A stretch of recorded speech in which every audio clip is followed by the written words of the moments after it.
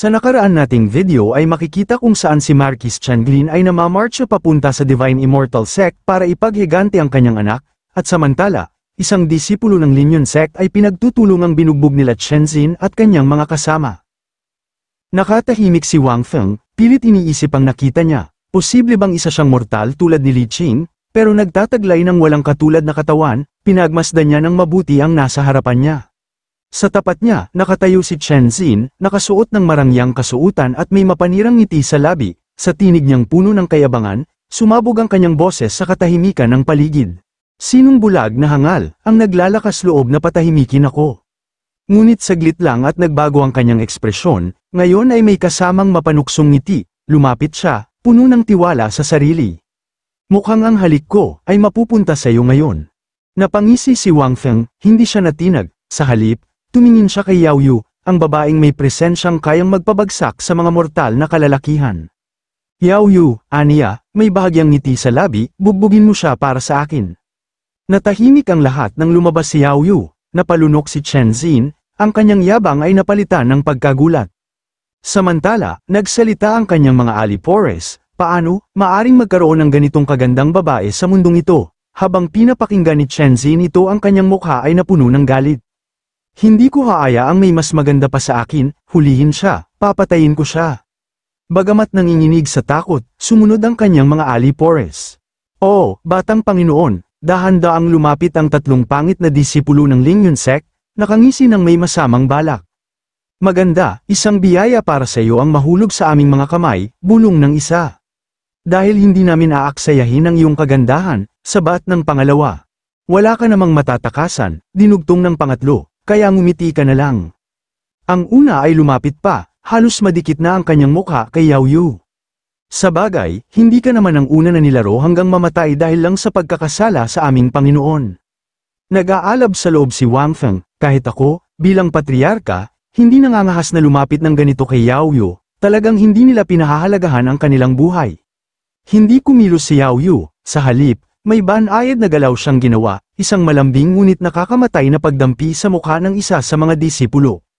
Biglang sumambulat ang malamig na enerhiya, mula sa mayabang na ngiti, ang kanyang mukha ay nagbago sa matinding takot, ang kanyang balat ay unti-unting nakulapulan ng yelo, hanggang sa ang buong ulo niya ay nagyelo ng buo.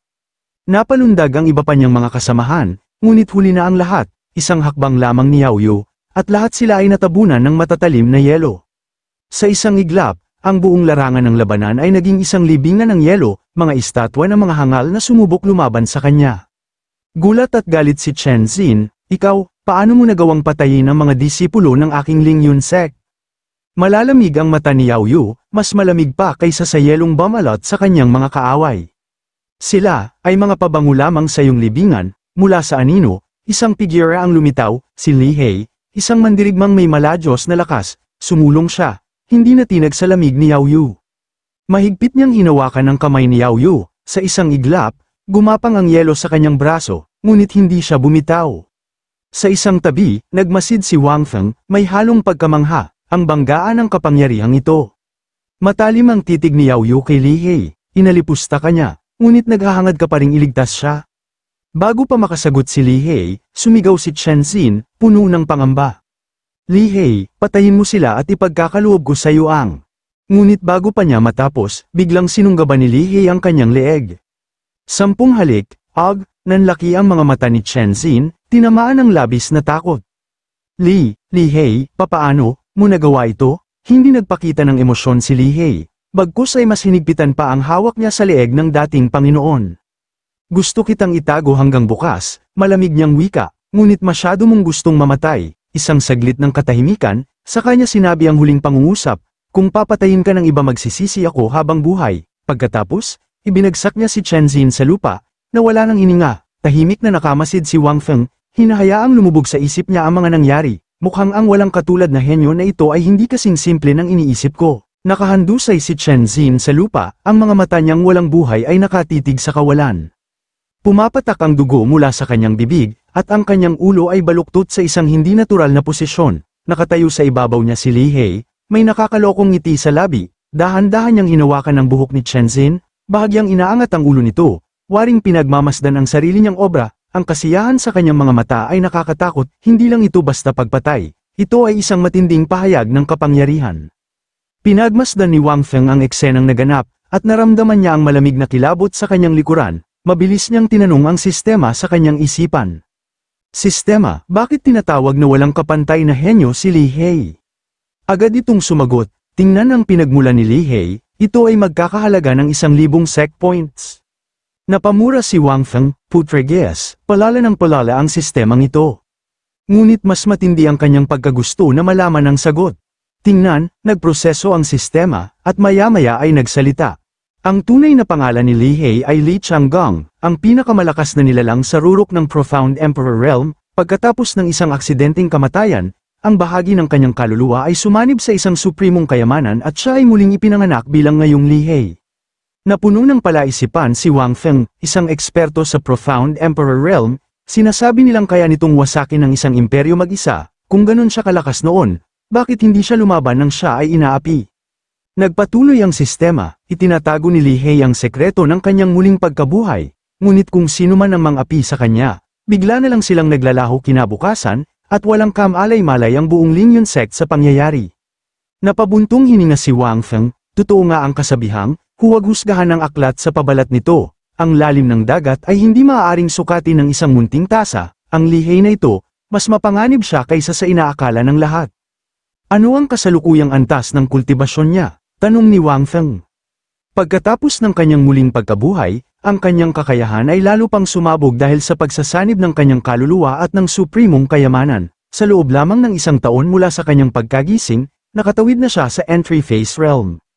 Nanlaki ang mga mata ni Wang Feng, matapos kong dayain si Li Qing tungkol sa pag-abot sa entry phase realm sa loob ng 1 taon, hindi ko akalaing may totoong gagawa nito. Dati siyang nasa rurok ng Profound Emperor Realm, ngayon na lalo pang tumaas ang kanyang talento, wala nang makakapigil sa kanya, kaya pala tinatawag siyang walang kapantay na henyo ng sistema.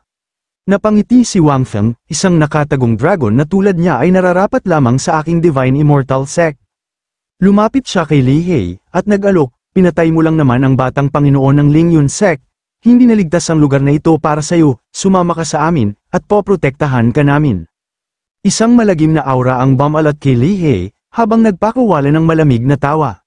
Sino ka para magsabi niyan? Ngunit nanatili ang ngiti ni Wang Feng, ang kanyang mga mata ay kumikislap sa nalalaman. Dahil alam ko kung sino ka, Li Changgang, napalalim sa pag-iisip si Li He, walang Profound Sovereign Realm Master sa buong Lingyun Sect, ni sa kabuuan ng Xingyao Mountain Range, pero may isang eksperto na sumusunod sa lalaking ito nang may paggalang, hindi siya mukhang may masamang intensyon sa akin. Kaya maaari ko siyang sundan, kung may kakaibang mangyari, magagamit ko ang aking lihim na alas. Pagkalipas ng ilang sandali, tumango siya. Sige. Biglang pumailan lang ang isang galit na sigaw. Sino ang nangahas na pumatay sa anak ko? Parang kidlat na dumating si Chen Feng, at agad na bumagsak ang kanyang tingin sa katawan ng kanyang anak na si Chen Xin, nanginginig ang kanyang katawan, at lumuhad siya sa tabi nito. Mahigpit niyang inangat ang malamig na katawan ni Chen Xin, at ang kanyang hagulgol ay umalingaw-ngaw sa paligid. Mabilis niyang ibinaling ang kanyang galit kay Yao Yu. Ikaw ba ang pumatay sa 3 tao ng Lingyun Sect na inutusan kong protektahan si Ziner? Walang takot na tumingin si Yao Yu sa kanya. Oo. Nagngit-ngit sa galit si Chen Feng, kung ganun, ikaw rin ang pumatay sa anak ko, hindi ka makakaalis ng buhay sa Lingyun Sect. Sa likod niya, ang kanyang mga kasamahan ay nakangising pinagmasdan si Yao Yu. Paanong may ganitong kagandang babae sa mundo? Sayang lang at siya ang pumatay sa batang Panginoon. Magsasalita sana si Li He upang tapusin na ang usapan, ngunit pinigilan siya ni Wang Feng.